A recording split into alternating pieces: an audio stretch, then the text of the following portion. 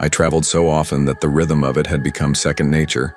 New city, new hotel, new conference hall, land at the airport, grab a cab, check in, then a blur of meetings, presentations, polite small talk, and stale catered lunches.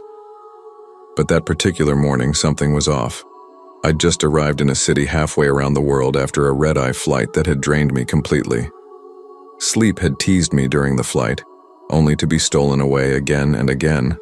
Passengers, shifting overhead announcements breaking the quiet, and the endless drone of the engines humming in my skull. By the time we touched down, I was a shell of myself, my head foggy and my limbs heavy. I planned to grab a proper breakfast at the airport. Nothing extravagant, just some food and a strong cup of black coffee. A chance to anchor myself before the whirlwind of the day began.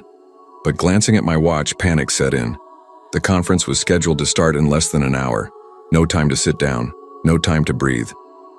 I flagged down a cab outside the terminal, tossing my suitcase into the trunk with a frustrated grunt. "Conference center, please," I said, rubbing my temples. "If you know a good coffee spot nearby, even better." The driver gave me a nod and pulled away from the curb, merging into the dense morning traffic. My stomach churned, not from hunger, but from nerves. I was running on empty. I needed caffeine, something, anything, to keep me from blanking out in front of a crowd of suits. As we neared the venue, I caught sight of a small cafe nestled tightly between two larger brick buildings. It wasn't a Starbucks or any chain I recognized. The sign above the entrance was matte black with faded gold letters that read, "Riverside Coffee." Through the wide windows, I saw a handful of customers, most with laptops open or hunched over, newspapers. It had the feel of a hidden gem, quiet, unfussy. "Here's good," I said quickly, handing the driver a crumpled bill and hopping out. The moment I stepped inside, a wave of warmth and the rich, earthy scent of coffee beans hit me. It was cozy in a deliberate way. Polished wooden floors, hanging pendant lights with amber bulbs and soft jazz crackling through old speakers. It felt grounded, real. I relaxed just a bit. Behind the counter stood a young woman, maybe mid-20s, with dark hair pulled back into a bun and a brown apron over a fitted black t-shirt. Her name tag read, Mara. She looked up and smiled, her expression calm, but slightly distant. "Good morning," she said softly. "What can I get started for?" "You?" "Just a black coffee," I replied, my voice raspier than I expected. "Large, no sugar, no cream." She nodded and turned to the espresso machine. Her hands moved efficiently, practiced, grabbing the cup, pressing buttons, steaming something. I stepped aside and pulled out my phone, thumbing through notes for the presentation. My eyes scanned bullet points I'd written in a haze the night before. Nothing stuck. I glanced up toward the counter. That's when I noticed something strange. Mara had paused over my cup. She held a small, narrow packet. Not the brown paper packets for sugar or sweetener, but something white and unmarked. She tore it open quickly and poured the contents into my coffee. Then, without hesitation, she stirred. My stomach tightened. I blinked, trying to rationalize what I'd seen. Maybe it was sugar. Maybe she didn't hear me. I had said no sugar, hadn't I? But she hadn't grabbed it from the sugar jar near the register. She pulled it from beneath the counter. Her eyes shifted quick and nervous as she stirred the drink, glancing once toward the old man reading his paper by the window, then toward the couple murmuring in the corner. I straightened up slowly, my throat dry. Maybe I was overreacting. Maybe I was just exhausted and jumpy from the flight. But something about the way she'd done it, the speed, the secrecy, set off an alarm in my head that refused to quiet down. She returned to the counter with a practiced smile and slid the cup toward me. "One black coffee," she said. I reached for the cup but didn't lift it to my lips. Instead, I looked her in the eye, trying to keep my tone casual, even friendly. "Hey," I said, fingers lightly gripping the paper sleeve. "Just double-checking. You didn't put anything in this, right? No sugar or anything?" Her smile froze for just a second, so quick most people might have missed it, but I didn't. She hesitated, just a fraction of a second. then shook her head. Nope, just black coffee, exactly how you wanted. Her smile twitched. It didn't reach her eyes. Something about it felt rehearsed. I see, I said slowly, glancing down at the cup in my hands. It's just, I thought I saw you put something in it. Her fingers jerked slightly, betraying a flicker of nerves. I didn't. It's just coffee, she said, voice thinner now, stretched tight over something unspoken. A cold, creeping sensation traced its way down my spine. Still, I forced a smile and gave a small nod. All right, thanks. I turned toward the door, heart hammering. Every instinct screamed at me, don't drink it, don't trust her, get out. Then, suddenly, the door slammed shut behind me. I froze and turned. Mara was there, standing in front of the door, arms stiff at her sides, blocking my way. Her demeanor had changed completely. The warmth in her eyes, the softness in her voice, it was gone. You can't leave, she said. Her voice was flat, cold, mechanical. My stomach dropped. What? I asked, eyebrows raised, gripping the cup tighter. I've got a meeting to get to. You have to drink your coffee. Here. Her voice didn't waver. It didn't sound like a suggestion. Something about the way she said it, so calm, so final, sent a jolt of fear straight through me. Before I could respond, she turned her head and called out, John, Jimmy, come here. Two men stepped out from the back room. I hadn't even known there was a back room. They were massive, both easily over 6 feet, with thick arms, squared shoulders, and the kind of blank, heavy expressions you see on nightclub bouncers. They walked out in sync, standing on either side of Mara like shadows. My pulse surged in my throat.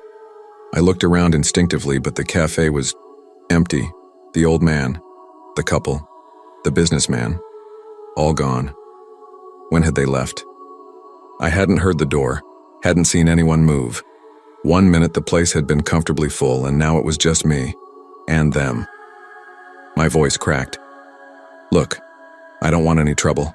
I just wanted a coffee. One of the men, John, I assumed, cracked his knuckles and stepped forward. Then drink it, he said simply. I tightened my grip on the cup. My hands were slick with sweat. Every muscle in my body was screaming. Don't drink it. Don't trust them. Something is wrong. Get out, the powder, her hesitation, that twitch in her voice. The lie something was in this coffee. I was cornered. If I stayed, I didn't know what they'd do. If I drank, I wasn't sure I'd stay conscious long enough to find out. So I did the only thing I could think of. I screamed. A loud, desperate, raw scream. I turned and started pounding on the glass with my free hand, my fist slamming against the door hard enough to rattle it in its frame. Help! Somebody! Call the police! John lunged. I turned at the last second and shoved the steaming cup of coffee into his face. He roared as the scalding liquid splashed onto his arm and neck. That split second was all I needed. I wrenched the door open and bolted. I hit the sidewalk running, almost knocking over a woman walking her dog. People turned toward me, startled by the noise, their faces blurs as I fled down the street. I didn't look back until I was half a block away. When I did, Mara and the two men were standing in the doorway, perfectly still, watching me and smiling. They didn't chase me. They didn't need to. Later that night, after the adrenaline had finally started to wear off, I took the coffee sample, what was left of it on the inside of the lid, to a lab I knew through a colleague. The results came back just before midnight. It contained an extremely high concentration of phenyl O, a powerful anesthetic, typically used in surgical settings. In a dose that size, it could have stopped my heart. I filed a report with the police immediately. They took it seriously. They even dispatched a team to investigate. And that's when things got worse. There was no Riverside Coffee listed anywhere in the city's business registry. No records, no permits, no health inspections, nothing. They checked the address I gave them. The storefront was boarded up, abandoned. It had been empty for over 5 years. There was no Mara, no John, no Jimmy. I don't know what I walked into that morning. I don't want to know. And I never, ever want to go back.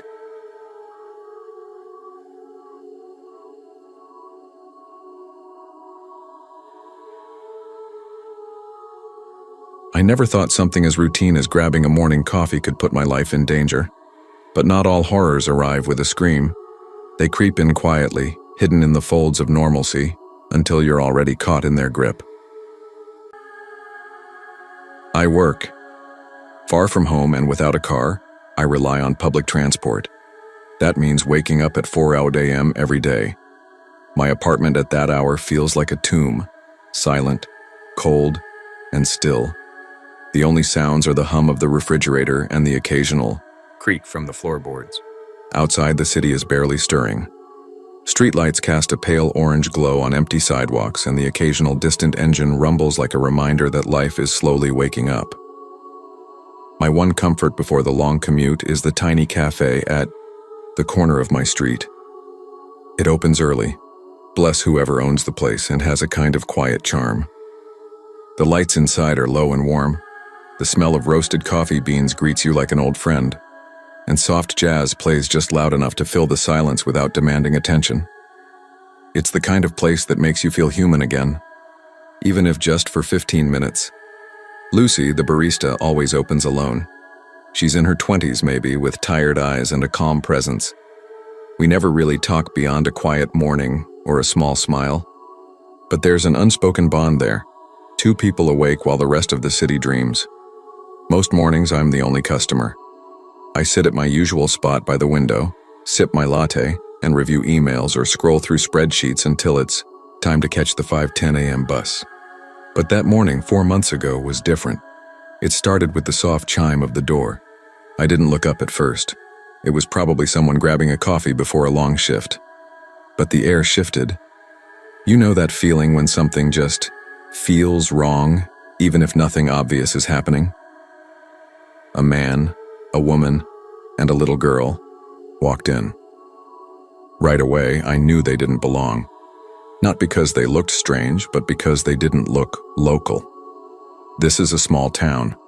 You tend to recognize the regulars, or at least familiar faces. But these three? Total strangers. The parents were dressed far too nicely for this neighborhood at 4:30 in the morning. The man wore a tailored coat. Real wool, not something off a department store rack. The woman had a silk scarf draped around her shoulders, the kind you'd expect at a fashion show, not a corner cafe. They looked polished, glossy, almost too perfect. But the girl, she was the opposite. Her dress was thin and worn, not nearly warm enough for the crisp morning air. The hem was frayed. Her shoes looked too small. She clung to her mother's coat like she was trying to disappear into it. I noticed her arms, bare from the short sleeves, were covered in faint bluish bruises, some old, some fresh. My stomach. Since they sat a few tables away, and I tried to refocus on my laptop, but their behavior kept pulling my attention back. The man and woman kept whispering urgently to each other. The woman's eyes flicked toward the windows every few seconds, as if expecting someone to burst through them. The man kept checking his phone and glancing around like he was being followed. Felt my pulse pick up. I didn't know what I was looking at, but every instinct screamed that something wasn't right. I took a slow sip of my latte and tried not to be obvious as I stole another glance. The girl had noticed me watching. Our eyes met for the briefest moment before she looked down, her shoulders tensing. I wanted to believe maybe I was overthinking it, paranoia fueled by too little sleep and too much caffeine. Then the woman's phone rang. The sound was jarring in the quiet room. She snatched it up, stared at the caller ID, and her whole expression changed. Panic, raw, immediate, washed over her face. She whispered something to the man, and within seconds they both stood and hurried outside, the bell over the door jingling wildly behind them. They left the girl alone. I hesitated for only a second before standing. Something in me, something primal, told me I couldn't just sit there. I approached slowly, careful not to startle her. "Hey there," I said, crouching beside the table. I kept my voice low, soft. "Are you okay?" She didn't answer. Her small hands were clenched in her lap, trembling. She stared hard at the table like she wanted to vanish into it. I leaned a little closer, lowering my voice to a whisper. "Do you need help?" Her eyes filled with tears. She still didn't speak, but she didn't have to. Her silence was louder than words. She looked at me like someone on the edge of drowning, like she was just waiting for someone to notice. Behind the counter, Lucy had stopped what she was doing. She was watching us, her brow furrowed, a worried look in her eyes. I caught her gaze and subtly motioned for her to come over. "Can you keep them distracted when they come back?" I asked under my breath as she approached. She nodded immediately without asking a single question. I whispered, "Can you do it?" Lucy hesitated. Her eyes flicked to the front door, then back to me and the trembling little girl beside me. She gave the faintest nod, her lips tight with fear. With a deep breath, she straightened her apron and walked toward the counter just as the door chimed again. The couple returned. "Excuse me, ma'am, sir. Your order's ready," she said, with a forced smile that didn't quite reach her. Eyes. The man paused in the doorway. His eyes cut sharply toward the table where the girl had been sitting. I froze. For a second, I thought he'd seen through everything, that he knew exactly what we were doing. His gaze lingered, cold and calculating. But then he turned to Lucy and walked toward the counter, the woman trailing behind him. That was the window I needed. I gently took the girl's hand. "Come with me," I murmured. She looked at me, really, looked and then stood up without a word. Her fingers tightened around mine. We moved quickly but quietly toward the restroom, slipping inside before anyone noticed. I locked the door behind us, the sound of the bolt sliding into place far too loud in the tense silence. I fumbled for my phone, my hands shaking. 911. I hit call. But before the line even connected, there was a thunderous bang on the door, then another. The voice that came from the other side chilled my blood. "Open the door," the man growled, his voice low and full of fury. My voice trembled as I whispered into the phone. "There's a child in danger, please send someone, hurry." Another bang. The lock rattled violently. I could hear the woman now, whispering something frantically to the man. Then, crack. The door burst inward with terrifying force. I barely had time to turn before he was on me. He slammed me back against the wall, his hands tightening around my throat like iron clamps. My lungs screamed for air. I clawed at his arms, kicked blindly, but he was stronger than I expected. Too strong. The woman grabbed my legs, pinning me down. I couldn't move, couldn't breathe, the girl screamed. And then, shattering glass. A loud crash. The pressure disappeared. I collapsed to the floor, gasping for breath, my throat burning. Lucy stood in the doorway, her face pale and wild. At her feet was the shattered remains of a coffee pot, steaming and broken. Blood dripped from the man's scalp where she had smashed it over his head. "Run!" she shouted. The little girl didn't hesitate. She bolted from the restroom like a frightened animal. Lucy grabbed my arm, hauling me up. We stumbled together, barely making it to the counter before I heard movement behind us. The man was back, on his feet. Blood dripped down the side of his face, his expression twisted in pure rage. He reached inside his coat and pulled out a knife. "Lucy, get the girl out of here," I shouted. She hesitated, but only for a second, then turned and ran toward the back exit with the child. I turned just in time to see the man charging. I dodged, heart slamming in my chest, and grabbed the nearest thing I could, a metal tray, from the counter. I swung it with every ounce of strength I had. It connected with his face, the loud clang echoing through the cafe. He stumbled backward, but I wasn't safe yet. A burning pain sliced across my arm. The woman. She had something sharp, a box cutter maybe, and had slashed me from behind. I cried out, the sting unbearable, and stumbled away. They were both on me now, snarling, cornering me like predators. Then, sirens. Red and blue lights flashed across the windows, the sound of tires screeching to a stop. The couple froze mid-step. For a moment, none of us moved. And in that second of hesitation, I ran. The door burst open as officers stormed in, weapons drawn, and voices commanding. The man and woman tried to bolt. Too late. They were tackled to the floor, handcuffed, and dragged away as they screamed and kicked. I collapsed near the counter, blood dripping down my arm, my chest rising and falling in sharp, ragged breaths. Lucy and the girl were safe. That was all I could think. Later at the police station, an officer showed me photos, pages of missing children. My heart stopped when I saw one. The girl. She'd been reported missing 2 months ago. The couple weren't her parents. They'd abducted her, and from what investigators believed, they were planning to take another. Me. The case was far from over. Police suspected they weren't working alone. There were signs this went deeper, wider, maybe a network. People like them, still out there, watching, waiting. The little girl was placed in protective custody. Lucy and I gave our statements, our faces still pale, hands still shaking. I still go to the coffee shop every morning. Same time, same table. Lucy's always there, and sometimes we exchange quiet glances, like survivors of something unspeakable. But now, I always check over my shoulder, because some nightmares don't end when you wake up.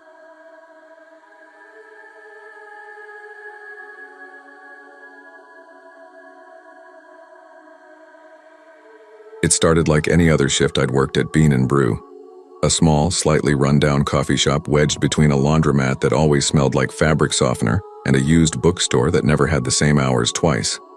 I'd been there, just over a year.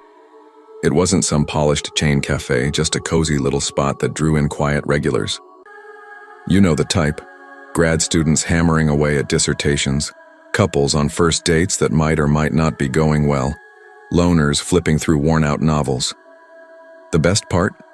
It was close. My apartment was barely a 10-minute walk away, just 5 blocks through mostly residential streets. I didn't have a car, not that I needed one. My routine was simple. Wake up, walk to work, walk home, repeat. That part of the city wasn't loud like downtown, but it wasn't dead either. It had a heartbeat, a rhythm, familiar faces, streetlights that buzzed faintly, just enough foot traffic to feel safe even after dark. At least I used to feel safe. That night, I was closing alone. It wasn't unusual. Bean and Brew didn't run a big staff. Most nights, we only had one person on for close, and that person was me. I didn't mind it.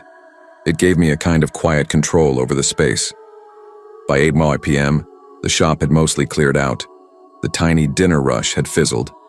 A couple who'd been whispering by the window left hand in hand. Then the guy on his laptop finally packed it in and gave me a tired smile as he left. And then there was him.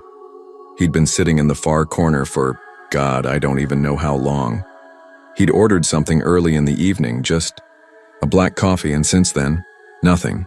No refills, no food, no movement, no book, no phone, no laptop, just sitting, alone. At first I figured he was waiting for someone, but as the clock ticked on and his posture never changed, that explanation started to fall apart. I tried not to stare. Really, I did. But there was something wrong about the way he sat there. Still, too focused. Not like he was zoned out or lost in thought. Like he was aware. Aware of me. I glanced up at the wall clock. 8:50 p.m. I decided to start my closing routine, wiped down the counters, flipped chairs onto empty tables, ran the mop in lazy figure eights across the scuffed floor. Every so often I'd sneak a glance in his direction. He never moved, didn't check his watch, didn't shift in his seat, didn't even blink, it seemed. Then at 8:55 he stood, slowly, as if uncoiling from something. He stretched, just a small, almost robotic motion, and walked calmly to the door. Without a word, he stepped outside. The moment the door shut behind him, I locked it. My breath came out in a shaky exhale I hadn't realized I'd been holding. I still had to count the register and shut off the machines, but I didn't want anyone else wandering in. The idea of unlocking that door again made my skin crawl. By 9:10, I was done. Lights off, money bag zipped, jacket slung over one arm. I stepped out into the cool night, locking the door behind me. The air smelled like distant rain and detergent from the laundromat vents. The street was mostly empty, but not unnervingly so. A few people passed on the far sidewalk, heads down, headphones in. I turned right toward my apartment, hands shoved in my coat pockets. Then I heard them. Footsteps. Soft, distant, but unmistakably there, and matching mine. I didn't turn around. Not right away. I just quickened my pace slightly, listening carefully. The footsteps behind me did the same. My breath caught in my throat. My heart started to pound in my chest like it wanted out. I turned my head. Just a little. Just enough. To glance over my shoulder. It was him. The man from the coffee shop. Keeping a good distance, maybe half a block, but his eyes, God, his eyes were on me. Not casually glancing around like someone walking home. Not distracted. Just watching. I clenched my fists inside my pockets and tried to keep walking naturally. Maybe it's a coincidence, I told myself. Maybe he lives nearby. Maybe he's just headed home too. But then I remembered how long he sat there, the way he left only after I started closing, how he lingered outside when I locked the door, and now he was tailing me, matching my every step. No, this wasn't a coincidence. I picked up my pace again. So did he. I felt the panic rising, cold and electric in my limbs. I couldn't go straight home. If I did, he'd know where I lived. I scanned the street, my eyes darting left and right, searching for a way out, somewhere with people, lights, noise. And then I saw it. A small bar across the street on the corner, its neon sign buzzing faintly in the night air. Corner bar. No creativity, but it didn't matter. I didn't think. I just moved, stepping off the curb and crossing without even glancing at the crosswalk. The street was empty, no cars, just the distant hum of traffic, blocks away. I didn't have to look back to know he was still behind me. I felt him. The bar was dim, lit mostly by old hanging bulbs and the glow of muted TVs playing a game no one was watching. There was a soft murmur of conversation, a couple of patrons scattered along the counter, a few tucked away in booths. Not crowded, but occupied. Public. Safe. I slipped into a booth near the back, my hands gripping the edge of the sticky table. My breath trembled in my chest as I tried to steady it, to think. Slowly, I turned my head and peered out the front window, just enough to see without being obvious.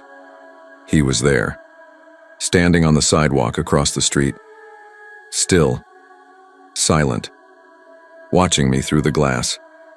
My stomach twisted itself into a knot. My fingers were numb where they clutched the tabletop. I tried to reason with myself. Maybe he's just waiting for someone, maybe he's confused, maybe he's not watching you. But he wasn't on his phone. Wasn't smoking, wasn't doing anything, just waiting. For me. That's when I saw it. The red glow of an exit sign near the back hallway of the bar. A door. Probably led to the alley or a service street. A way out. I exhaled slowly and stood, trying to make it look casual. No sudden moves. No panic. I walked past the bathrooms, past the jukebox that hadn't worked in years, pushed open the metal exit door, and stepped into the darkness outside. The door swung shut behind me. With a heavy thud, the alley smelled like damp concrete and old grease. A flickering street lamp at the far end barely lit the path. I didn't wait. I walked fast, shoes crunching over broken glass and gravel, not quite running but close.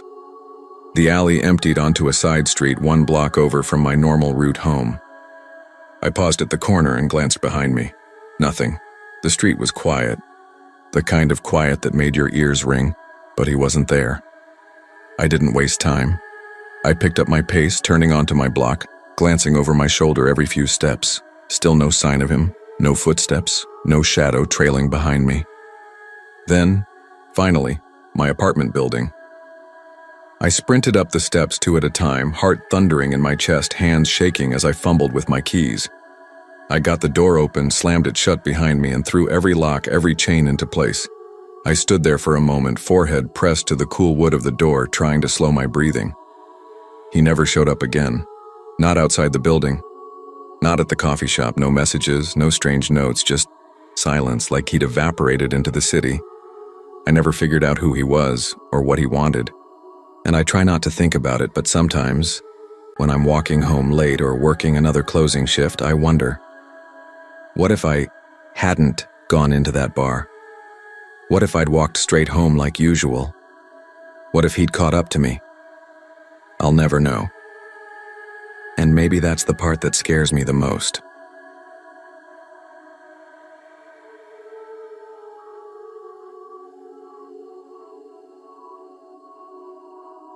I never used to care much about where I worked.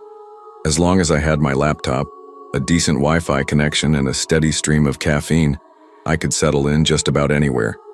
My apartment did the job well enough, but sometimes I needed a shift in environment, something with a little background buzz to keep me grounded, a place where the soft murmur of conversation and the low whir of an espresso machine could drown out the silence that got too loud in my head. There was this coffee shop I found a few months back. Local, small, a little tucked away.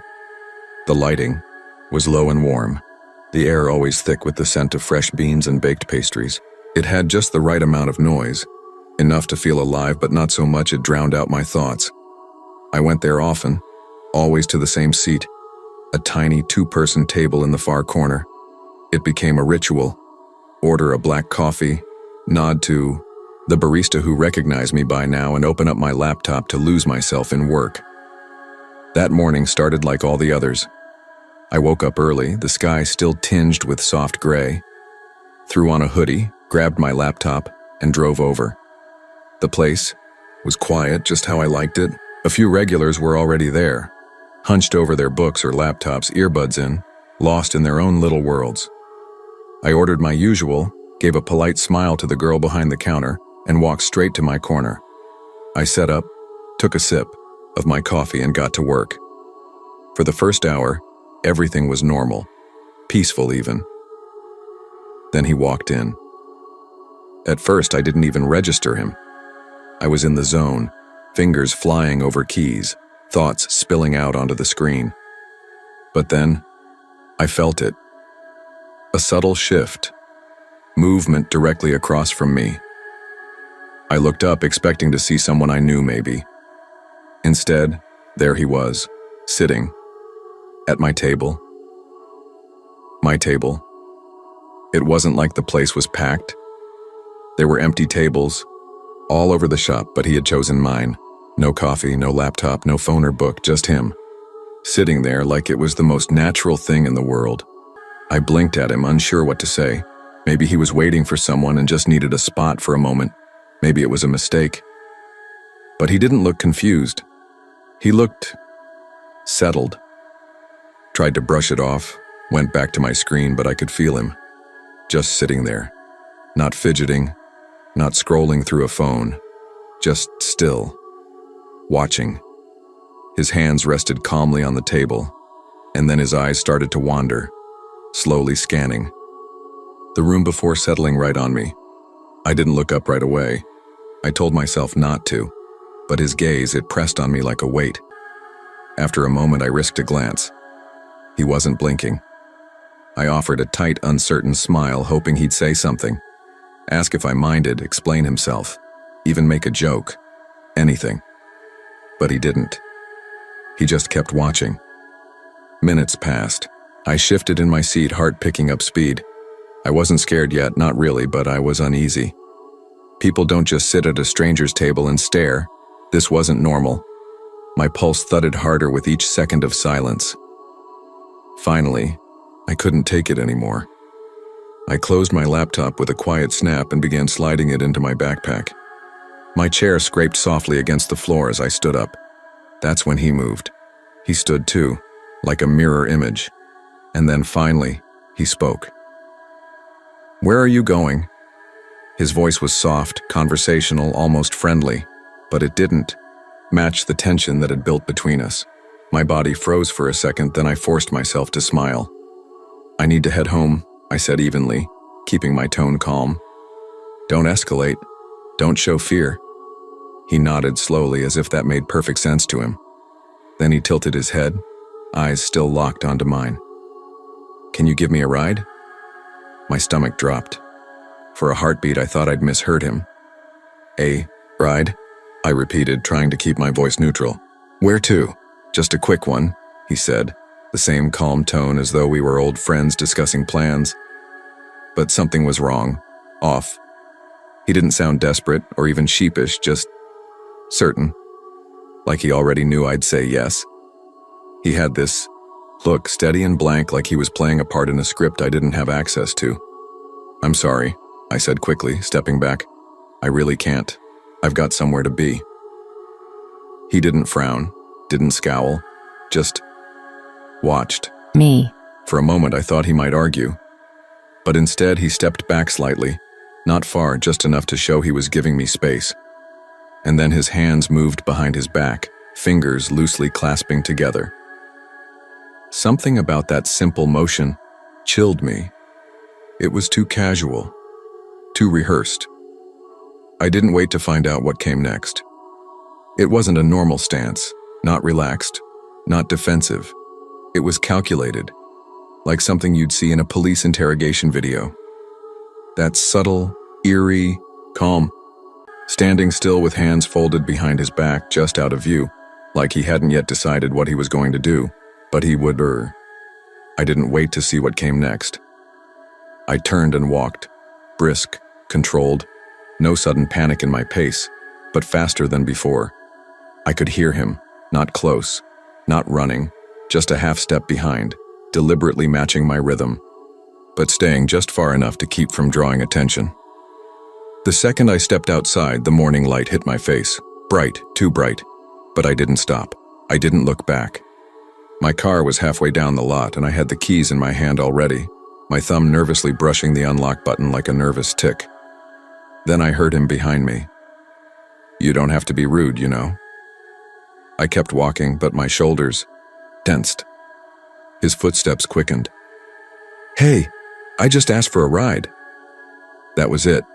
I spun halfway around, still keeping space between us, trying to stay calm but firm. "Look," I said, voice sharper than I expected. "I don't know you. You..." Sat at my table without a word. "You followed me out here, just leave me alone." His expression didn't change.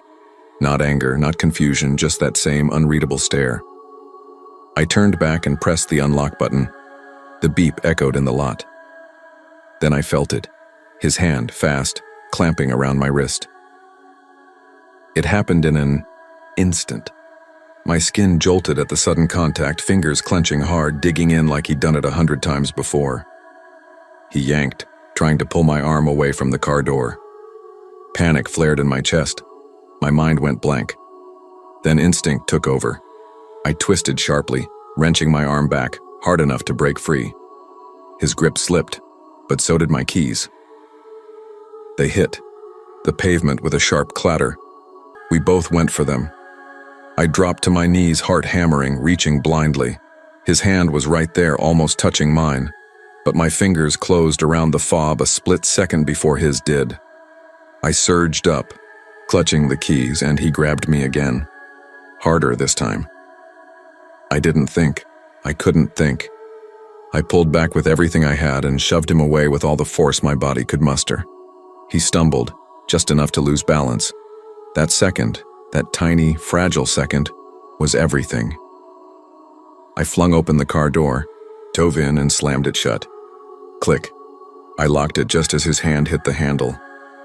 He pulled hard, testing it, face pressed near the glass, eyes wide, mouth curled into something not quite a snarl, not quite a grin either. It was both. Like this was a joke to him, a sick little game. My hands were shaking so badly I fumbled with the ignition. The engine roared to life as I reversed, tires screeching faintly on the asphalt. He didn't move, just stood there, watching. And then, as I sped out of the lot, he smiled. Not a startled, sheepish smile, not a sorry I was being weird smile. A slow, deliberate, knowing smile, like he knew something I didn't. I didn't go home, no way. I didn't want him to follow me, didn't want him knowing where I lived. Instead, I drove to the closest grocery store, pulled into the farthest corner of the lot and sat there, hands locked around the steering wheel, breathing in shallow, ragged bursts until I could think straight again. Then I called the police. They took my statement, asked me to describe him, Height, hair, clothes, anything I could remember. They sent someone to the coffee shop to pull the security footage, but by the time they got there, he was gone. The cameras caught him walking in, sitting at my table, following me out. But the footage was grainy, distant, no clear face, no ID, no name, just a man. A man who had picked me. For weeks after, I couldn't shake the feeling that he was still out there, watching, waiting. I stopped going to the coffee shop. I changed my routine, parked in different places, checked over my shoulder constantly. I never saw him again. But late at night, when I'm lying in bed and the house is silent, I think about that smile. And I wonder, was he just some creep who went too far? Or did I escape something far, far worse?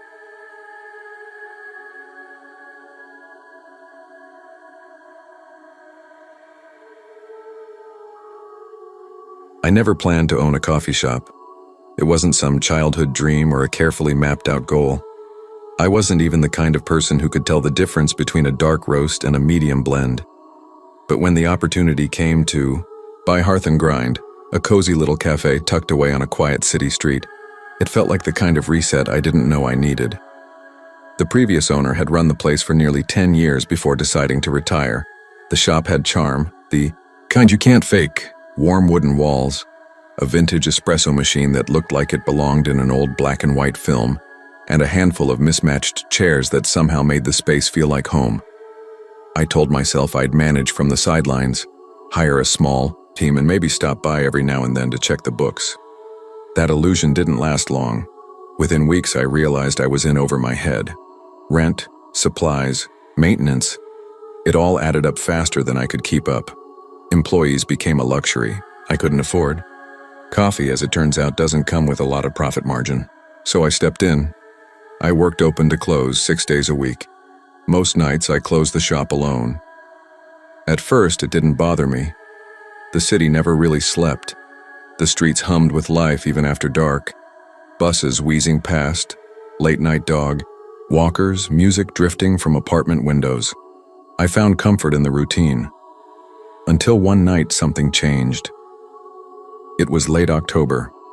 One of those bone-deep cold evenings where the chill creeps under your clothes no matter how many layers you wear. Business had been slow all day, just the usual morning regulars, a modest lunch rush.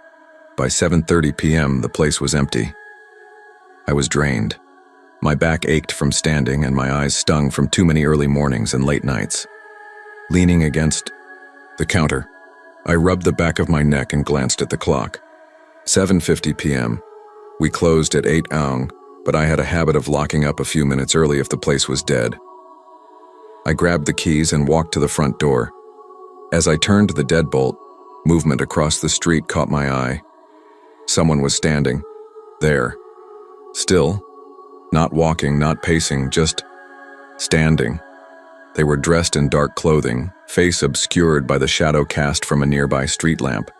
Their silhouette looked almost frozen, like a cutout pasted onto the night. I hesitated, hand still on the lock, staring just a second too long. Then I shook my head and stepped away. Probably waiting for a ride, I muttered. Or maybe they were drunk, trying to find their bearings. Either way, it wasn't my problem. I moved behind the counter, slipping back into autopilot. Clean, stock, close, the same routine I'd done 100 times.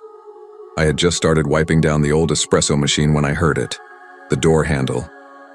It rattled. I froze. My stomach clenched.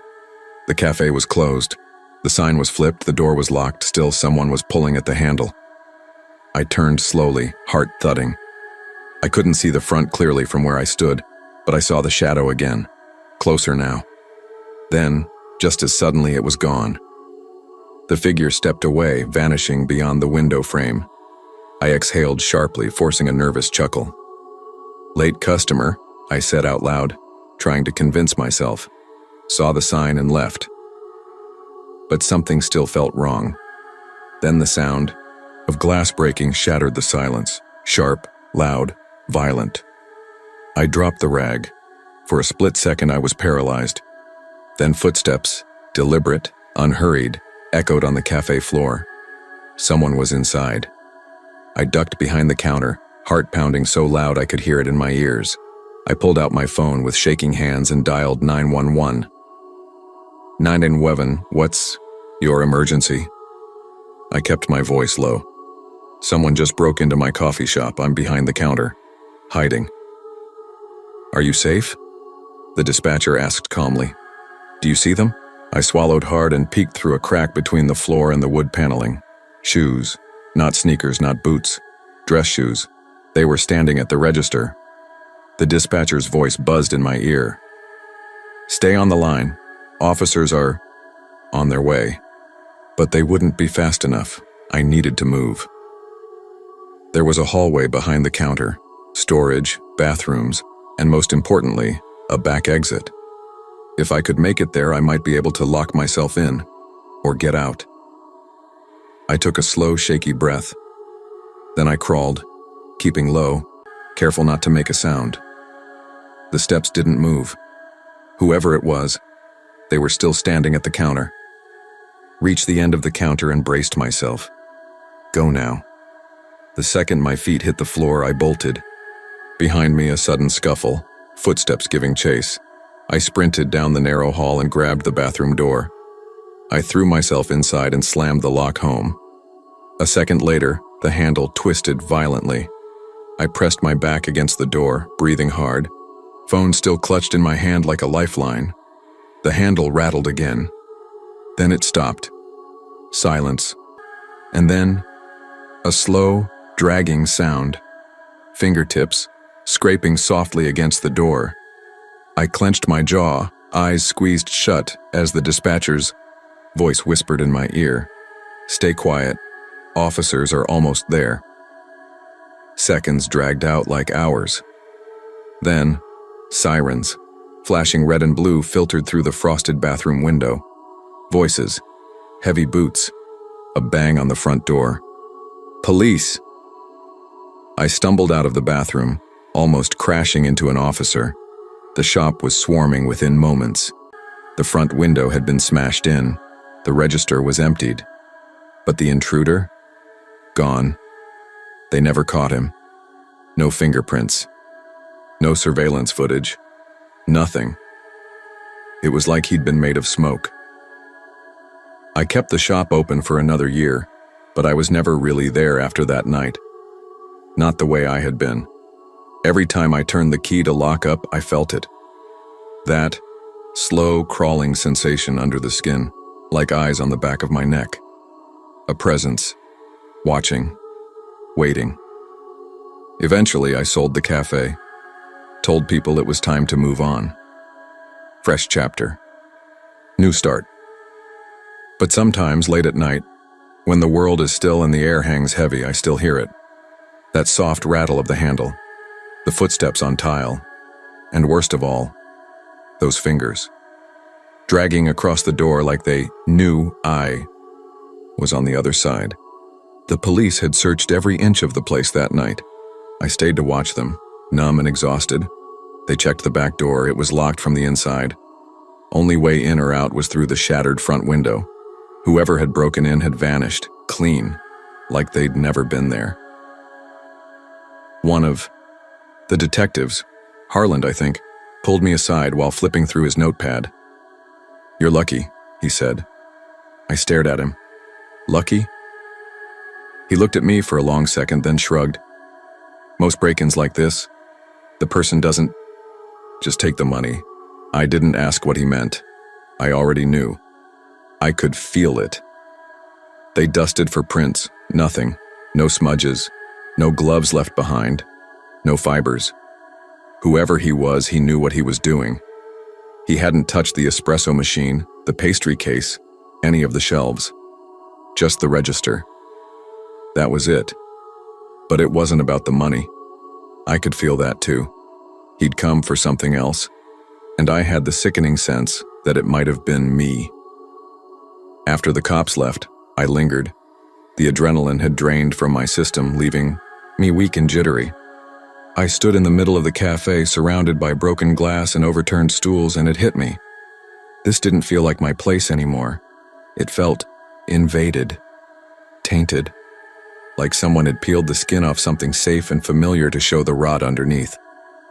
I told myself it was just a burglary. Bad luck, wrong place, wrong time. But deep down, I knew better. He'd waited. He'd watched me lock up. He knew I was inside. And when he couldn't get in through the door, he found another way. It wasn't just a robbery. It was personal. The days that followed were hell.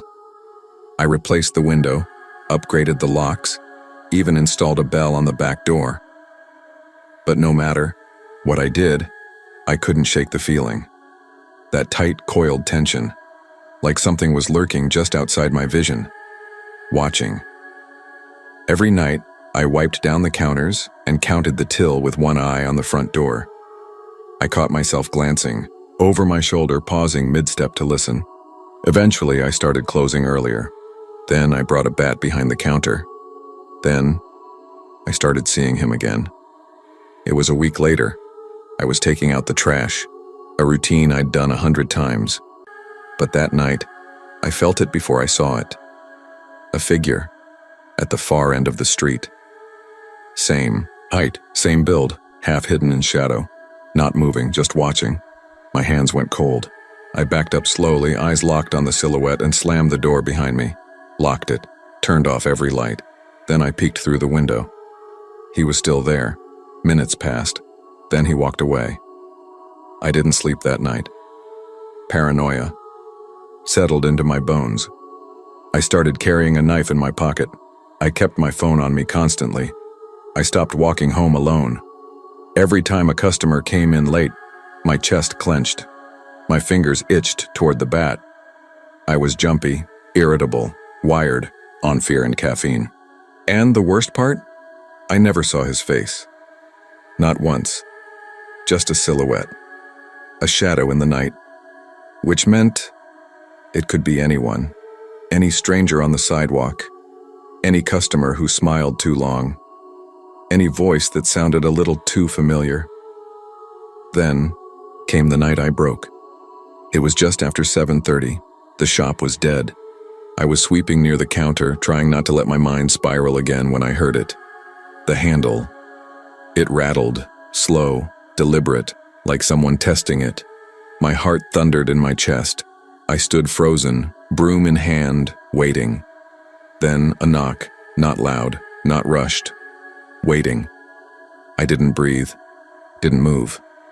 Another knock. Then silence. I crept forward, inching toward the door, barely daring to lift my head and look. Nothing. No one. But across the street, in the orange glow of the streetlight, there he was. A shape. Still. Silent. Watching. That was it. That was the last straw. I didn't wait for morning. That night I listed the shop for sale. Within months it was gone. New name, new owner, new paint. I told myself I was letting go, moving on. That whatever he was, I'd left it behind. But the truth? Some things follow you. Some things don't stay behind glass and brick and espresso machines. Even now, long after the cafe is gone, I still wake up in the middle of the night, heart pounding, breath shallow, certain that someone is standing just outside the bedroom door. And sometimes, God help me, sometimes I still hear it, that slow, deliberate rattle of the door handle. Waiting.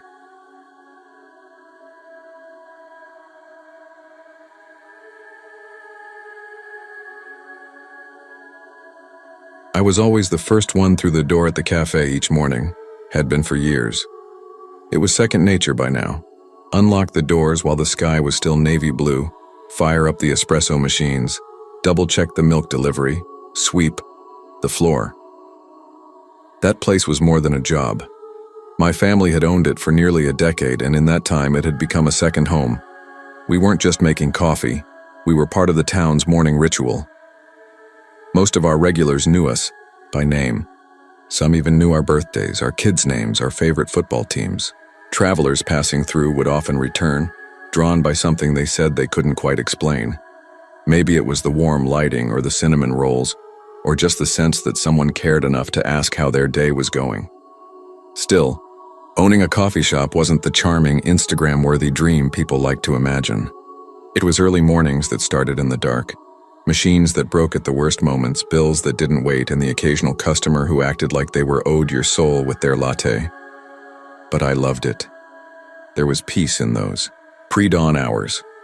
The quiet hum of the espresso machine, the rich scent of beans grinding, the amber glow of pendant lights swaying gently overhead. Those moments were mine. That morning began no differently. It was just shy of 5 a.m., and the world outside was still cloaked in shadow. A low fog hung over the empty street, blurring the edges of the storefronts. A lone jogger passed by, their breath puffing white in the cold air. I unlocked the door, stepped inside, and secured it behind me with a solid click. I walked to the back, flipped on the industrial lights, and began setting up, measuring beans, prepping filters, restocking syrups. My mind wandered, as it often did, through a reel of memories. My dad laughing with a customer, my sister wiping her hands on her apron while talking someone through a breakup, the late nights when we scrubbed the floors while blasting old rock on the speakers. I never imagined that within the hour, I'd be sprinting for my life. It started with the sound of the front door. I froze. The bell above it jangled, a soft, unmistakable chime that shouldn't have rung yet. My heart lurched in my chest. No one else ever came in this early. Not the staff, not the regulars, and certainly not customers. I wiped my hands on a nearby towel and cautiously stepped toward the front. A man had entered. He stood just inside the doorway, framed by the pale morning light seeping through the glass. The bell was still swaying behind him. He didn't look like he belonged in a cafe at 5 in the morning. He was tall, maybe 6'3", and dressed in a jet black suit that fit too perfectly. His shoes gleamed like glass, not a scuff in sight. His hair was slicked back in a style that belonged in a 19th century painting. He wore a faint, polite smile, but something about it was off. It wasn't warmth, it was rehearsed, like he'd practiced it in the mirror over and over again. "Good morning," he said smoothly, his voice like silk with a hint of old money. "Could I trouble you for a coffee?" I hesitated. My gut twisted. We weren't open. The door had still been locked, hadn't it? But he was polite, standing there calmly. And really, how much trouble was one coffee? Sure," I said, forcing a casual tone. "We don't open for another hour, but I can make you something real quick." "Wonderful." He smiled wider and moved to a table by the window. He sat down, folded his hands on the table, and just stared. Not at the menu, not at his phone, not around the room, just at the chair across from him. I kept my eyes on him as I moved behind the counter, grinding beans. Something about his stillness unsettled me. Most people fidgeted, checked their phones, glanced around, but not him. He just kept staring at that empty chair. Then he started muttering. At first I thought he was talking to himself. Plenty of people did. But as I leaned in, pretending to wipe the counter, I realized this wasn't just idle muttering. He was having a conversation, pauses and all, with someone who wasn't there. I shook off a chill creeping up my spine and finished his drink. "Here you go," I called out, setting the cup on the counter. He didn't move, didn't blink. "Sir?" Still, nothing. His lips were still moving, his fingers clasped so tightly they were turning white. With every instinct screaming, I picked up the cup and slowly walked it over to him. I set it down in front of him with deliberate care. He finally looked up, his eyes locked onto mine, calm, steady. "Thank you," he said. Then he gestured to the empty chair. "And my wife's?" I blinked. "I'm sorry?" "My wife's order," he repeated, his voice just a notch sharper. "You didn't bring her coffee." My mouth went dry. I looked around the shop again, half expecting, half hoping to see someone I'd somehow missed, but there was no one. Just us. "Sir," I said gently, "there's no one else here." His eyes hardened. Something in him shifted like a mask slipping. "You're like them," he whispered. My breath caught. He slammed his palm on the table, hard enough to rattle the coffee cups, hard enough to make me jump back. "You think I'm crazy," he barked. "No, I didn't," I began, hands raised instinctively. But he was already on his feet. The chair clattered to the floor behind him and his face contorted, not with sadness, not with confusion, but with fury. Rage like I'd never seen. "Where is she?" he bellowed, his voice raw with fury as he kicked the table with such force it nearly flipped. The crash echoed through the cafe, the legs screeching against the floor. I stumbled backward, my heel catching on a rubber mat. I nearly went down. Then he grabbed a chair. There wasn't even time to scream. He hurled it, straight at me with terrifying strength. The wooden frame splintered against the counter, shattering one of the glass display cases. Shards of glass and pastries flew everywhere. Jesus, I ducked, shielding my face, heart hammering in my chest. But he wasn't done. Another chair, he snatched it up and swung it violently, knocking over tables like they were cardboard. Napkins and sugar packets erupted into the air, floating down like confetti in a nightmare. "You're like them," he screamed, voice cracking, eyes wild. "You don't see her." That was it. I bolted. I sprinted toward the back, adrenaline hijacking my senses. Behind me, another crash, glass breaking, metal clanging. Maybe a display, maybe the front window. I didn't dare look. My mind screamed, "Get out! Just get out!" I slammed my shoulder into the back door and yanked it open, nearly wrenching it off the hinges. Then I heard it, that sound. A low, guttural growl. Not human. Not fully. Something primal. I risked a glance over my shoulder. He stood there, bathed in the pale light from the cafe, blood streaming down his right arm. He had punched clean through the front window. His hand was mangled. Shards of glass embedded deep, fingers torn, but he didn't flinch. He didn't even seem to notice. And then he bent down and picked up a jagged piece of the window. My stomach twisted. He was coming. I didn't wait. My legs moved on their own, pure instinct now. I threw myself into the alley behind the cafe. The door slammed against the brick wall, behind it with a deafening crack. The alley was narrow, lined with dumpsters, recycling bins, and stacked crates from last week's delivery. No time to think, just run. Behind me, I heard it, glass crunching beneath his shoes. Then footsteps, heavy, fast, unrelenting. I didn't look back.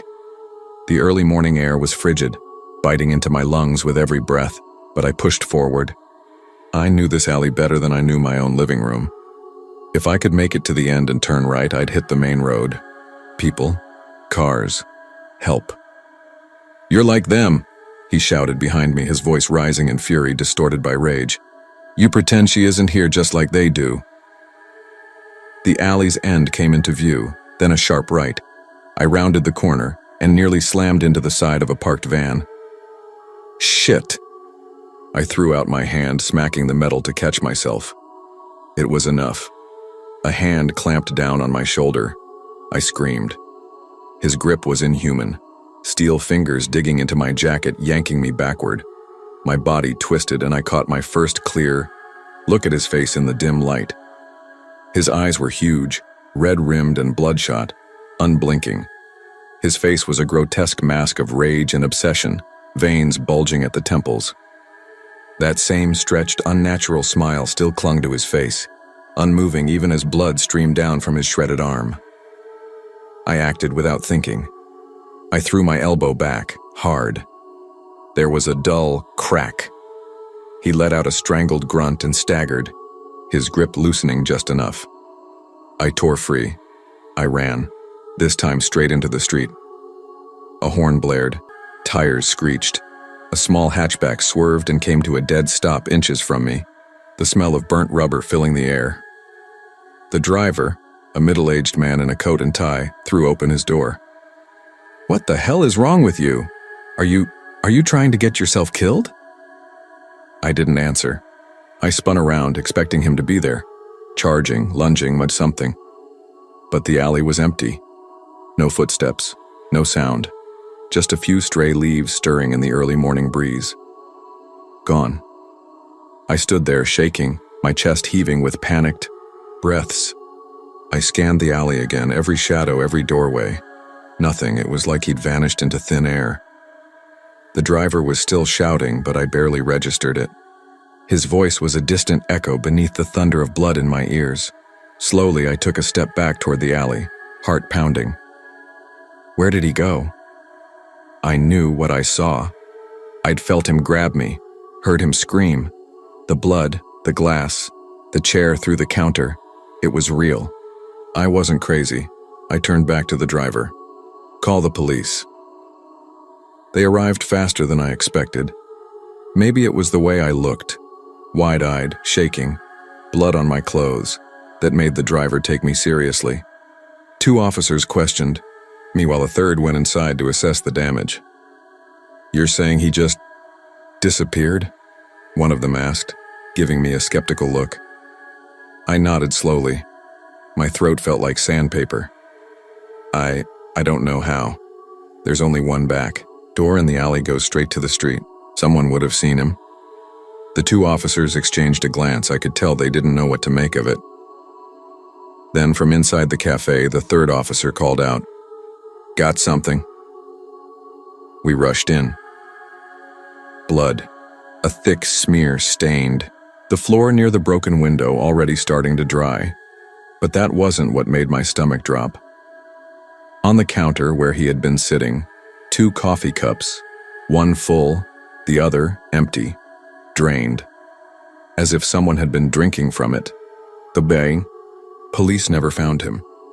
There were no working cameras in the alley. The shop's CCTV had been smashed in the chaos. No witnesses, no leads. No one else reported seeing a man matching his description. It was like he'd never existed. But I know what happened. I know what I saw. I felt his grip, heard his voice, saw the rage twist his face. And every morning now when I unlock the door and hear that little bell above the entrance chime, I wonder, will today be the day he comes back? Because I don't think he's done looking for her. And maybe, just maybe, she's not done looking for him either.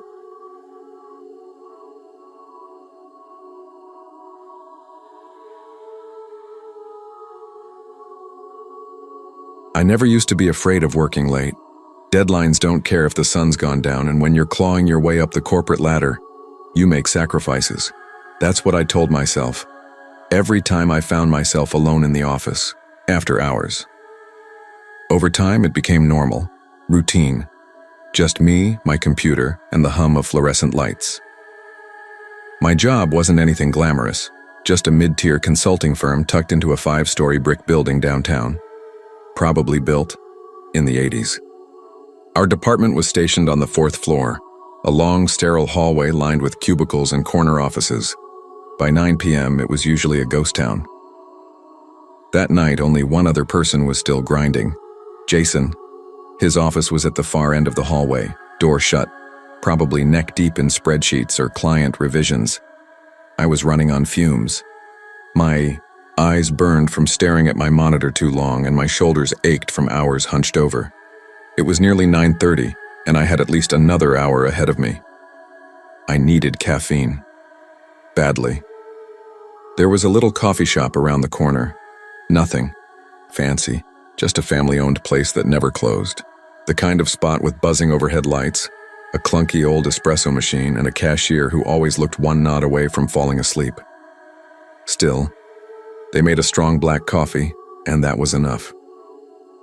I stood up, stretched with a groan, and headed toward Jason's office. Knocking lightly, I leaned in. "Hey, I'm running down for some coffee. You want anything?" His voice came muffled through the door. "Nah, man, I'm heading out in a bit. Thanks, though." "All right," I said, turning away. Instead of using the main lobby doors, I cut through the back stairwell. It led down to a narrow alley that opened onto the street beside the building. A shortcut I used often. The back door was supposed to lock automatically, but unless you gave it a firm tug, it didn't latch properly. Something about the frame being warped. The alley was quiet, dimly lit by a single flickering street lamp. The concrete was damp as always, and the air smelled faintly of old fryer grease and city rot. I stepped out, pulling my jacket tighter. That's when I saw her. She stood at the far end of the alley, just near the sidewalk. A woman, short, slight frame, dark brown hair hanging loose over her shoulders. She wasn't smoking, wasn't scrolling through her phone, just standing there, still, staring straight ahead, completely unmoving. I hesitated for half a second but forced myself to keep walking. It was a city. People loitered. Maybe she was waiting for someone. No reason to freak myself out. I turned the corner and ducked into the coffee shop. 5 minutes later, black coffee in hand, I retraced my steps. The woman was still there, same spot, same posture. It was like she hadn't even blinked.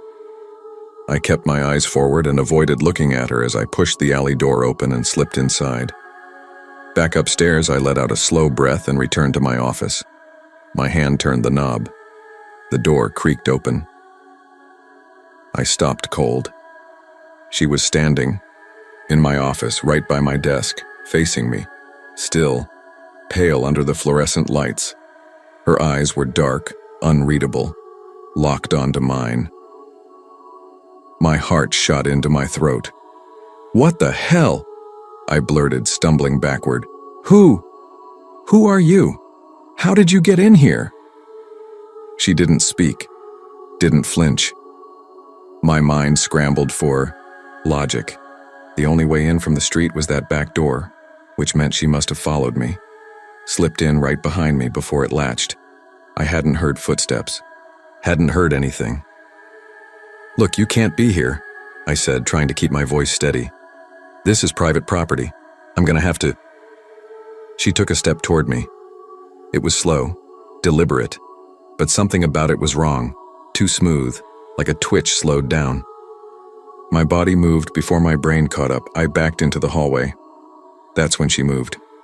A sudden jerk, no running, just a burst of motion like a puppet snapping to life. Her hand reached for the door. Slam. She shut it in my face. Click. She locked it. I stood there, frozen, staring at the door to my own office, now occupied by a stranger. "Hey!" I shouted, pounding on it. "Open the door!"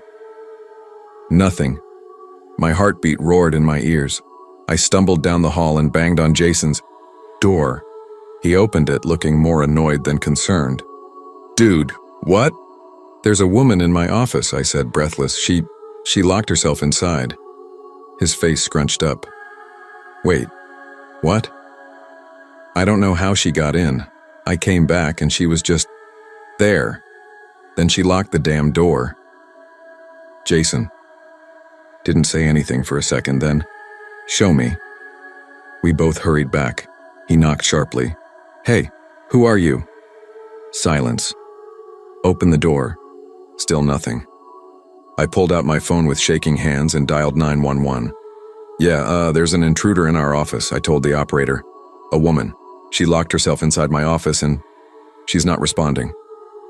They took my name, location, a few other details. 10 minutes later, red and blue lights flashed through the windows. 2 officers arrived and took our statements quickly, then approached the door. "Ma'am," one of them called through the wood, "we need you to open the door." No reply. They exchanged a look. Then the older officer stepped back and gave the door a solid kick. Crack. The lock gave way. The door swung open. What I saw made my stomach turn. My office had been torn apart. Papers scattered like confetti, drawers pulled open and dumped onto the floor, folders ripped to shreds. My computer monitor had been knocked sideways, blinking. But the woman, she was gone. My chair was tipped over, lying awkwardly on its side among the mess. Papers everywhere, files like fallen leaves, drawers pulled out like someone had been desperate, searching. But what made the whole scene feel wrong, truly wrong, was that she was still there. The woman stood in the middle of it all, motionless, not trying to run, not even flinching, just standing like she'd always been part of that room.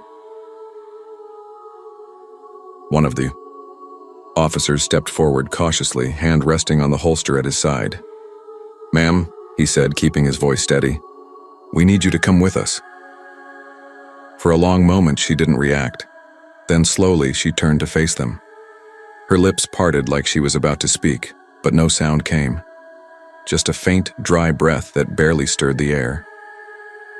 The second officer stepped in and gently took her arm. She didn't resist. No struggle, no words. Just let herself be led out, silent and vacant, as if none of it mattered. I let out the breath I hadn't realized I was holding, dragging a hand through my hair. Jason muttered behind me, "What the hell just happened?" I shook my head. "I have no idea." One of the officers turned to me as they guided the woman down the hall. "Do you know her?" "No," I answered instantly. "I saw her standing in the alley before I went for coffee. When I got back, she was just in my office." The officer's brow furrowed. "The alley?" He glanced at his partner, something unreadable passing between them. "That door should have been locked," the other one said. "I thought it was," I muttered. A chill worked its way down my spine. The whole thing felt off, like I was missing something important but couldn't quite place it. They didn't ask much else. Took my statement, collected what little they could, and then left with her in tow. No cuffs, no questions. Just that eerie silence trailing in her wake. I stood there in the wreckage, trying to make sense of it. I picked up one of the scattered folders from the floor, project notes, client files, all intact. Nothing missing, nothing of value disturbed. So what the hell had she been looking for? That question dug in deeper the longer I stood there. I sat at my desk and pulled up the building security camera feed from my phone. We didn't have full coverage, but there were a few cameras. One on the main entrance, one in the alley, and two in the hallway. I tapped into the alley cam and rewound the footage. There I was, stepping out into the alley. I watched myself, past the woman, standing exactly where I remembered. I walked to the coffee shop. A few minutes later, I came back, alone. I stared at the screen. The woman never moved, not once. She hadn't followed me, hadn't even turned her head. But somehow, she had ended up inside my office. My skin prickled. A cold, weightless feeling settled over me. How? If she never came in through the alley, how had she gotten inside? I replayed the footage slower. Same result. Me. Alone. The woman, frozen like a statue near the sidewalk. I switched to the hallway camera, rewinding again. I saw myself walk down the hall, coffee in hand. The camera angle showed the door to my office clearly. I paused as I opened it. The room was empty, but when I had stepped inside, she'd been there, standing, waiting. I stared at the footage, jaw tight. I rewound it again. Same thing. I entered an empty room. And yet I remembered her face. Pale, those dark eyes, the way her body had moved when she turned toward me. I hadn't imagined that. I knew I hadn't. Jason peered over my shoulder. "Dude, what the hell is that?" "I don't know," I whispered. She had been real. The police had taken her away. I saw it happen, didn't I? I tried to force logic through my brain. Maybe she had avoided the cameras. Maybe she slipped in through some blind spot. Maybe I'd missed her movement. But no, there were no other entrances. The main lobby door required a key card. The alley door should have locked behind me. No broken windows, no triggered alarms. Nothing added up. I checked the footage again, frame by frame. Still, no sign of her ever entering the building. No sign of her at all. I tried to shake it, focus on the mess in front of me. I began picking up papers, stacking what I could, righting the chair, shutting drawers, trying to convince myself that I was still in control of this space. Jason leaned in. "You're not staying, are you?" "Hell no," I muttered. I grabbed my bag, shut down my computer, and followed him out. We locked the office behind us. But even as we stepped into the cool night air, I couldn't shake the feeling that something was still in that building. Watching. Waiting. I never stayed late again. A week later, the unease still gnawed at me. I finally went to ask our building security if they'd heard anything back from the police. The guard behind the desk blinked at me. "What woman?" I felt my stomach tighten. "The one the cops arrested. From my office. They took her last week." He frowned, pulled up the logs, shook his head. "No one was arrested that night. No police reports. No calls from this building."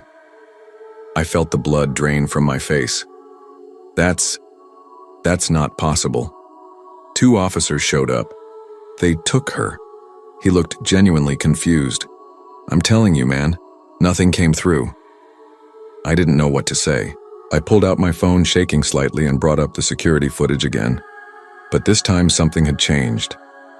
The alley footage was the same, the hallway too. But when I got to the moment I opened my office door, I froze. There was no woman, just me, standing in the doorway, staring at nothing. My mouth went dry. The next month I quit my job, and I never looked back.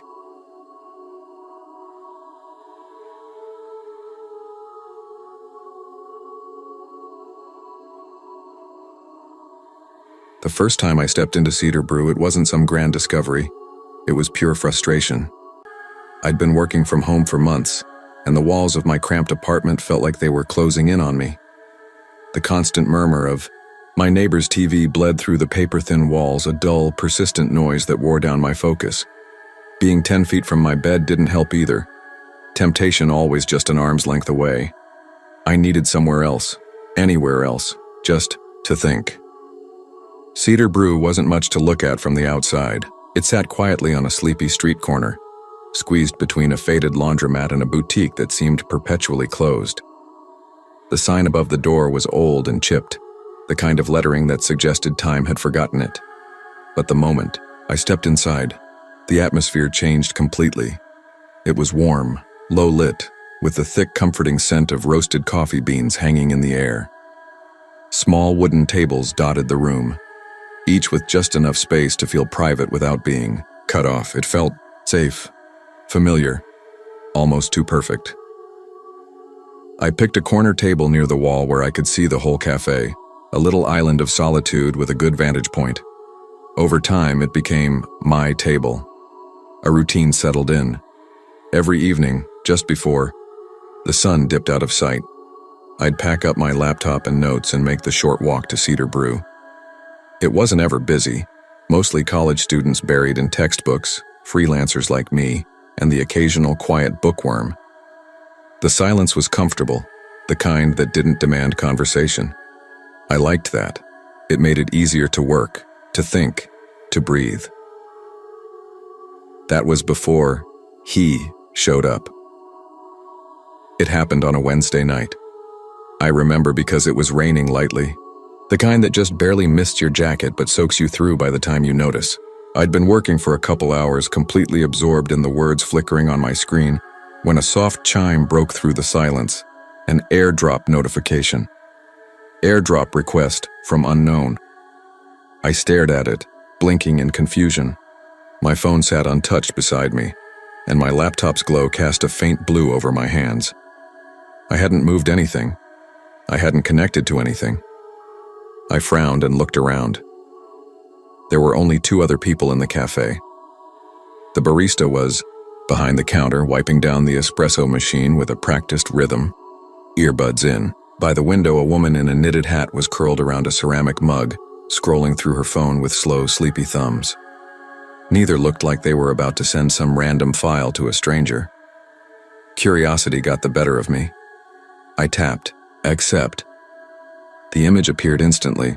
A man's face, grainy and dimly lit, stared back at me. He looked directly into the camera. Short, dark hair, hollow eyes, an expression that wasn't quite a smile, not quite a frown. His lips were parted just enough to reveal his teeth, like he'd been caught mid-sentence. The background behind him was pitch black, like he was floating in nothing. No shadows, no context. Just him. A chill settled in my gut. I looked up again, scanning the cafe more carefully this time. The woman by the window was still in her own world, unmoved. The barista hummed to himself, oblivious. I turned back to the photo. Who the hell? I muttered, mostly to myself. It had to be a joke, right? Some kid walking past the window trying to creep people out. Maybe they'd sent it to a bunch of phones and moved on. Creepy, sure, but harmless. That's what I told myself. I shook it off and tried to dive back into work. But the comfort of my little table in the corner felt thinner, like a draft had slipped in. 30 minutes passed. I was halfway through rewriting a paragraph when I felt it, a subtle shift in the air, that ancient instinct scraping at the back of your neck, the one that tells you someone is watching. I looked up. He was there, sitting at a table near the back of the cafe, facing me. Same hollow eyes. Same in-between expression. Same man. My breath caught in my throat. He wasn't moving. Hands folded neatly on the table. No phone, no drink, just sitting, watching. I stared, heart thudding, trying to make sense of it. My mind searched for rational answers, but nothing landed. It was him, the same man from the photo. Somehow, impossibly, he was real. I forced myself to look away, back at my laptop. My fingers hovered above the keyboard, trembling slightly. I could feel him even without looking. His gaze felt heavy, almost physical. I didn't stay much longer. I closed my laptop with as much calm as I could fake, packed my bag, and stood up. I didn't look in his direction. Just walked to the door, slow and steady, like I wasn't running from something. The moment I stepped outside, the air felt different, lighter. I could breathe again. I turned just once to look through the window. He was still there, still, watching, still not moving. I rushed home that night, heart pounding against my ribs as I slammed the door shut behind me. The bolt clicked into place with a hollow finality. I stood there for a second, back pressed to the wood, trying to catch my breath. You're being paranoid, I told myself. Just a weird guy with bad timing and a creepy face, that's all.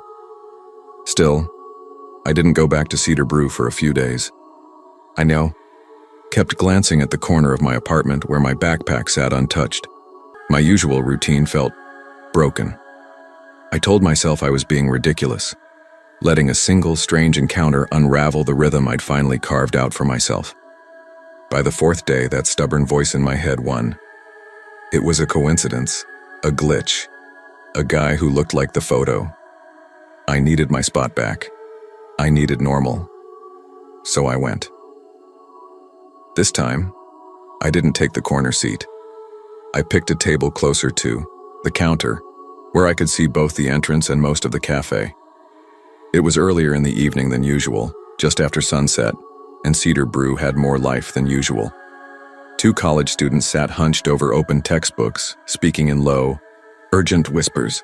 An older man in a faded coat slowly flipped through a newspaper. The barista, the same one from before, was working behind the counter, tapping a beat on the register as she waited for a kettle to finish steeping. It felt normal again.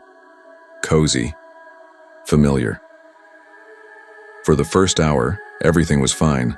I was typing steadily, halfway through a paragraph when the feeling returned. Subtle at first. That heavy, prickling awareness at the back of my neck. Like someone had dropped a lead weight onto the air around me.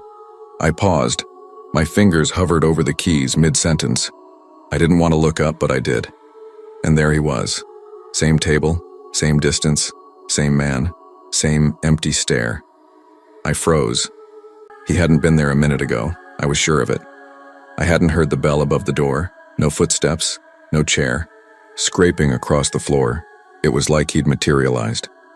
My hand wrapped tightly around my coffee cup, the ceramic warm against my palm, grounding me. My pulse thudded in my ears.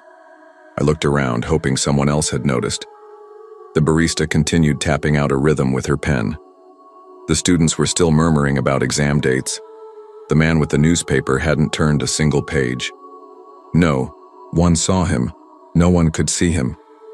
That thought hit me harder than I expected. I really tried to focus on my screen, to finish the thought I'd been writing, but I could feel his eyes on me. Every few seconds I'd glance up, hoping he'd turned away, stood up, left. But no, His gaze never shifted, never wavered, like he was waiting. 10 minutes passed, maybe less. It felt like a lifetime. I couldn't take it anymore. I closed my laptop with trembling hands, slid it into my bag and stood up, heart thumping like a warning drum. I kept my eyes down, telling myself to walk slow, to breathe, but then, stupidly, reflexively, I glanced up. He was looking straight at me, not just at me, into me. And then, he moved. Only slightly, just enough to curl the corner of his lips into that same half-smile I'd seen in the airdrop photo. It wasn't friendly, it wasn't even threatening, it was patient, like someone who'd been waiting a long time for something to start. My throat tightened. I turned and walked out, legs stiff, pace just shy of a run. The moment I stepped outside, it was like the spell broke. The cold air hit my face. The pressure lifted. I sucked in a shaky breath and dared to glance back through the cafe window. His table was empty. Gone, like he'd never been there. That was the last time I went to Cedar Brew. At least for a while. But here's the thing. Avoiding the coffee shop didn't stop him. A few nights later, I was in my apartment, hunched over my desk in sweatpants and an old hoodie, trying to finish a proposal before midnight. The apartment was quiet except for the soft tapping of my keyboard and the occasional creak of the radiator. I was deep in the work when it happened. A chime. Soft. Familiar. Airdrop request. I blinked, confused. I hadn't turned Bluetooth on. In fact, I knew I'd disabled it after that night. I checked my settings. It was on. Somehow it was on. The sender. Unknown. Same as before. My stomach knotted. I sat frozen, staring at the notification. I didn't want to touch it. My body felt tense, like a wire stretched too tight. But before I could stop myself, my hand moved, almost involuntarily. I clicked accept. The image appeared instantly. Same grainy quality. Same man. Only this time, the background wasn't black. This time, I recognized it. It was my hallway. Right outside my apartment door,